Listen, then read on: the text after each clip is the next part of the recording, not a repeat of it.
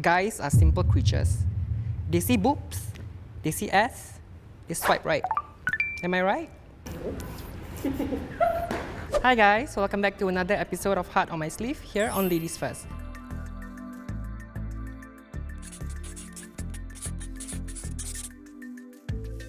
My name is Tiara and I'm transgender, so that means I was born a boy. So in light of Pride Month, I'll be sharing with you my story, the struggles that I face, my self-discovery, and also how I came out twice.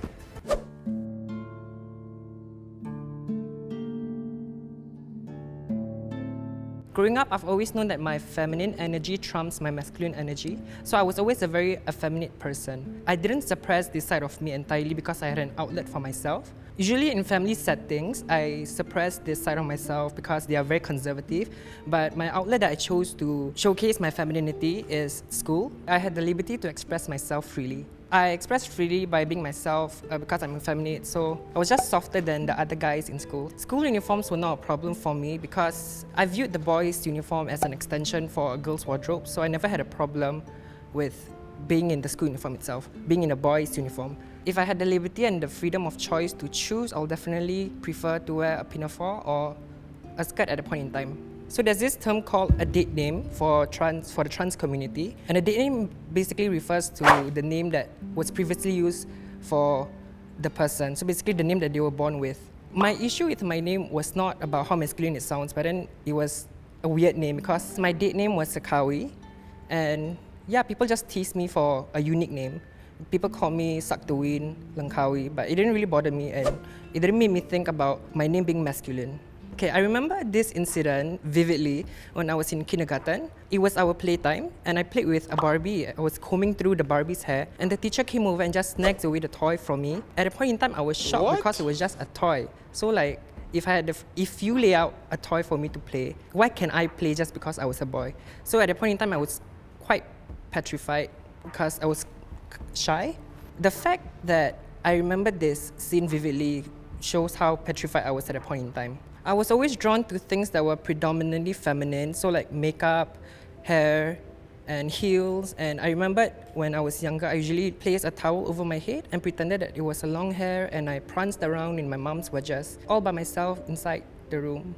I've always known that I was different all my life because my interest does not align with the gender norm. So when I was younger, I've always thought that I was a gay guy because there were only 3 sexual orientations that I knew at a point in time, being straight, gay, or lesbian. When I grew up, I've discovered the full spectrum in the LGBTQIA+ community. So that's when I've discovered that I've lived my life half-assed. I wasn't feeling whole the more I knew about the community. So that's why 4 years ago, I decided to transition actively. I was never mad at myself for being different than the other guys because I've always exuded feminine energy. So everyone at a point in time knew that I was gay and I was very feminine and flamboyant. With me being a gay guy at a point in time, I had a lot of girlfriends, so they made me feel comfortable with my sexuality at a point in time. If anything, I always compare myself to the girls on why I'm not like them instead of the guys.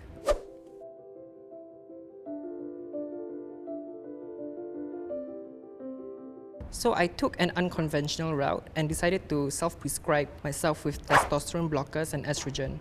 I got those pills from my senior who was also transgender. So this was around poly, and I do not recommend this route to anyone else because you want a doctor to supervise you with your hormone intake. Because I was 18 at that point in time, I was very hasty and I really wanted to change. I felt as if I had no other choice but to self-prescribe myself. But I don't recommend it. When you are undergoing hormone replacement therapy, there's basically 2 effects that's going on, one mental and one physical. Physical is quite straightforward. You develop fat tissues on your chest and that's why you develop boobs, and your fat distribution on your body is very different from a man. So all the fats that I had were going to my hips and the bosoms. Mentally, it was on another level. For the lack of better terms, there were a lot of disorder that I went through. The first thing that I went through was body dysmorphia. When every time I looked into the mirror, I wasn't feeling whole and I wasn't happy with what I'm looking at.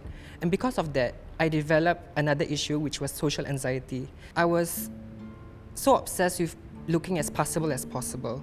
Whenever I go out, I get all jittery because I question myself, do I look possible for people not to judge me. So for body dysmorphia, I started to understand my body and I venture into fashion. So clothing wise, I see what flatters me and dressed in that manner. And for hair, my hair was still short at that point in time, so I was wearing wigs. By the way, I still have body dysmorphia. I'm still not happy with my body. So as of last year, I actually decided to go to the gym and do targeted exercises like hip abductions and hip thrust. It was a game changer for me because I really could have the body that I've always wanted, but I'm not fully there yet. For social anxiety, it's more about a mental switch. You need to imagine yourself as another character, someone who's powerful in any industry. So for me, I was always tall and I always felt alienated because of that. So I used that and twist it to my advantage. So I always thought of myself as a supermodel, you know. So the kind of supermodels that I look up to was Naomi Campbell, of course, a woman of color, and Bella Hadid as of current.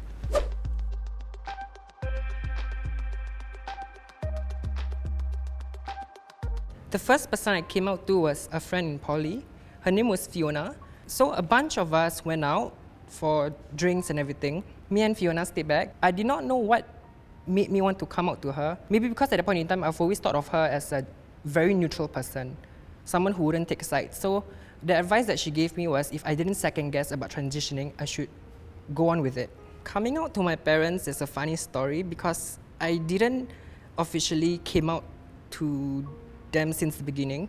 I feel like if I came out to them, it would be too much for them to handle. So I slowly introduced myself and my lifestyle, my authenticity to them, stages by stages. So my strategy was to slowly showcase the outlook. So I started with makeup, then progressed to hair, with how I dressed. So even with makeup, there's different stages. I started with just eyebrows, then slowly introduced eyeshadow, then a full face of makeup. So I just went out of my room looking like that, and they just look at me, but then they have no response. So this was actually a very long progress. It took me about 2 years. But as of recently, specifically last week, I actually talked to my mom about me being different. And she said that she has met people of all walks of life, so it doesn't give her the right to judge me, even though I'm her own child. That was a very big takeaway for me from her. I appreciated that she had an outlook on life. So in a sense, my mom actually affirmed me of transitioning.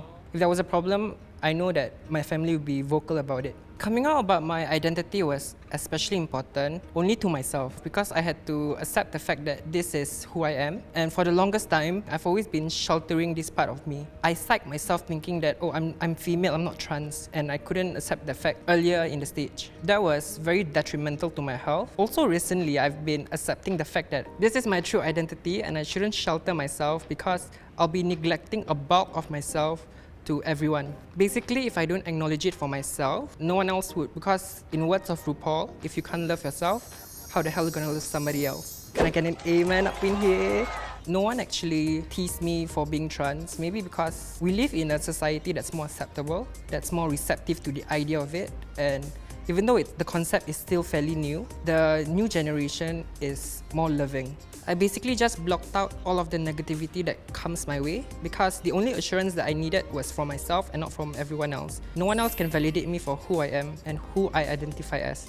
I usually go to my friends for support and my partner, and I will call them my pillar of support. So if I face any problems or adversity, I will just ask them for advices and how to go about it. Even though I say that I needed assurance and to block out as much negativity as possible, sometimes I do fall down a loophole and question myself. So that's why I usually just go to them and hopefully hear what I want to hear. So my main group of friends have always been supportive whenever I come out to them. For those who reacted otherwise, I just dispose them because I don't need them in my life. Even though they were happy that I was living my truth, some of them are still adjusting.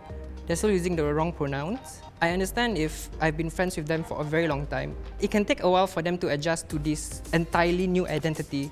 So I understand and I usually just close one eye. But I usually correct them on the spot.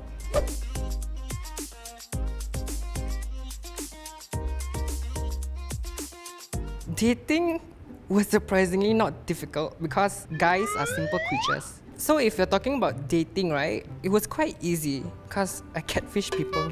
The reason why I catfish the guy is because if I don't see any potential, they'll reject me before even going out. That's what I assume would happen. So how I catfish was I'll pile on makeup, make sure I look as fishy as possible. If you do not know what's fishy, basically it's a direct term to say someone looks exactly like a woman. My voice is usually higher when I meet them, so they won't clock me for being trans. I do have a partner right now. The hardest thing that we had to face was obviously me coming out. So I came out to him after 3 months of dating, and it was a lot for him to process. He asked me to give him time.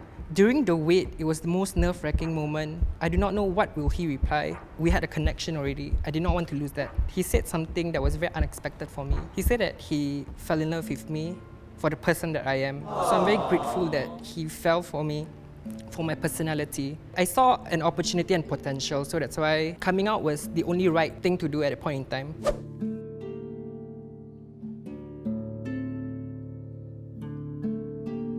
There's this misconception that is still very prevalent even within the trans community, and it's that being trans is a choice. Identifying as trans and transitioning is not synonymous with each other. It's two different things. Whether or not you choose to transition, both choices are entirely valid.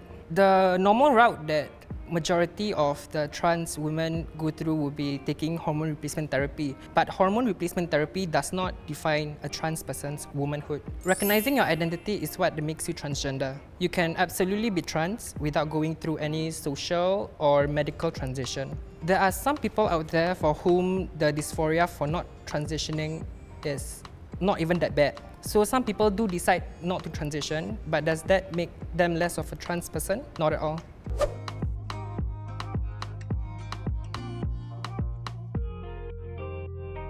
Allies can support by using the proper pronouns. That's a start. You can just ask, because usually we'll correct you on what are the preferred pronouns. And also don't prompt intimate questions and personal questions like surgery or sex, because it's honestly none of your business. If someone does not want to disclose that part of them, don't probe into the matter even further. The advice I have for trans people out there is to live your truth.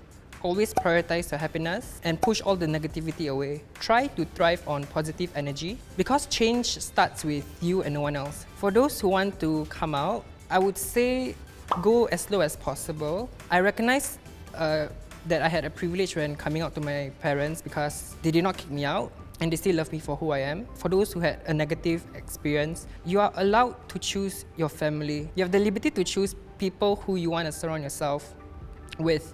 That would be my advice to those who plan to come out.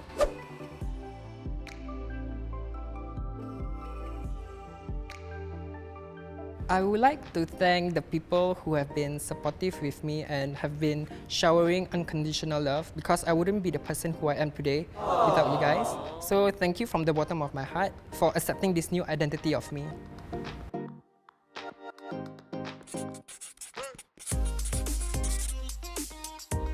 Thank you for having me on this episode of Heart on My Sleeve. So this has been enlightening for me. Let's all spread love because the world needs more of it. Click here to subscribe and click here for more videos. Bye!